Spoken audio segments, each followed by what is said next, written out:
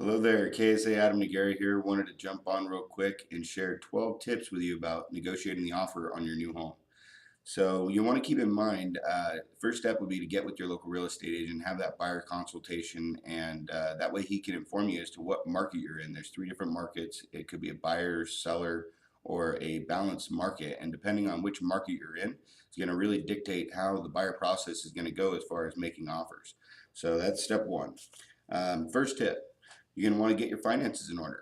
Get together with a local lender that knows programs in your area and can find the best solution for your situation.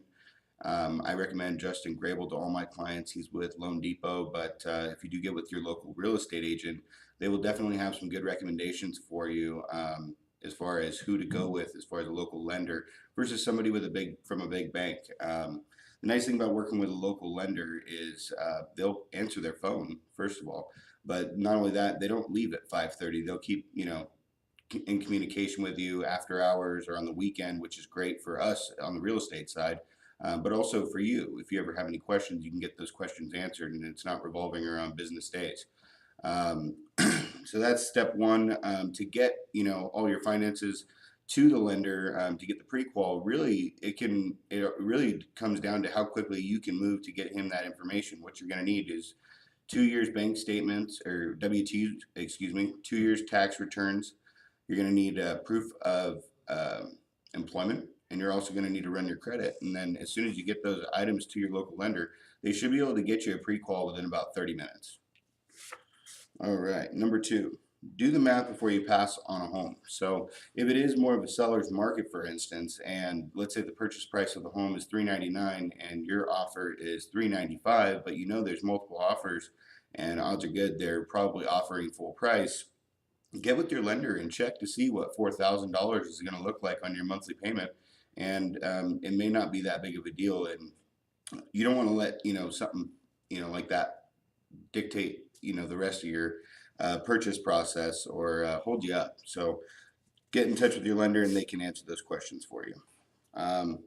Number three, base your offer off the home's value, not off the list price. So again, if it is in the seller's market and you really want the house, don't just offer as much as it takes to get the home, because even though you may get your offer accepted, it may cost you money down the road. So it's still going to need to get appraised. And once that appraisal comes in, that's what the bank is going to lend. If your offer is higher than what the bank's willing to lend, you're going to have to either come up with the difference, or the seller is going to have to drop his price. If the seller doesn't want to drop his price, it could end up costing you quite a bit of money there. All right, number four, be prepared to move quickly. So if you walk into a house and you see 5 business cards on the counter there, and the home's only been on the market for a few days, odds are good there's an offer coming or there's already an offer in hand. So you want to be able to move quickly if you really do like the home and you want to have a shot at it. All right, number 5, don't assume that the home inspection means you get to renegotiate the purchase price.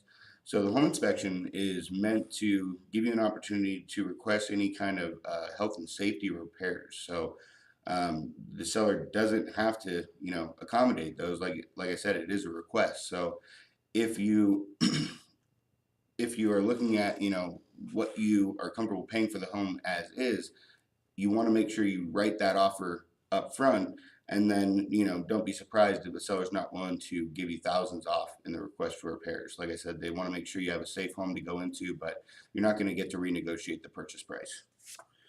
All right, number 6, you never know if you don't ask. So as far as like the request for repairs go, if you see something that is wrong, but it may not be a health and safety issue, you can always ask for it, and the worst they can do is counter it out and say no.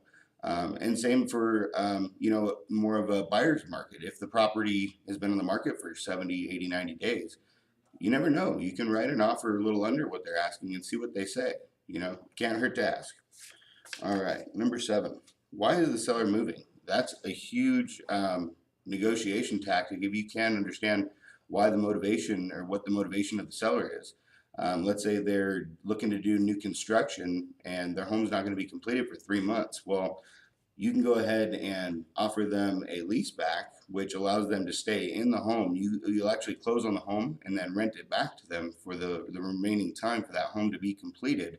And that can give you a huge leverage chip in your offer. And you may not even be the highest priced offer, but it accommodates what their goal is. So they may go with you over the highest priced offer. So keep that in mind.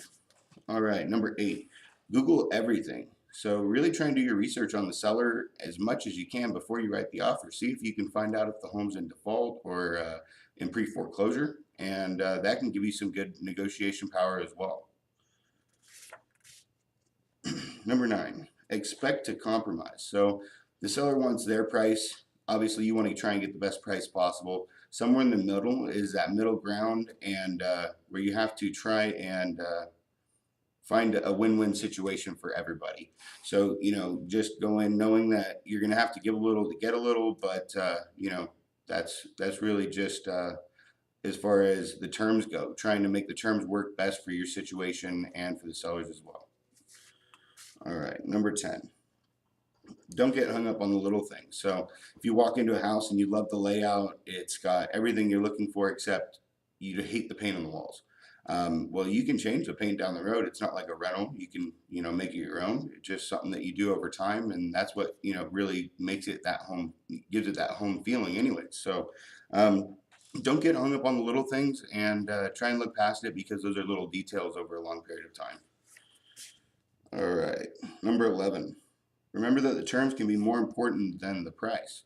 So, like I was just saying, sometimes even the seller is looking to close quickly. If you have a good lender that can close in 15, 21 days, Justin Grable actually just did one for me in 15.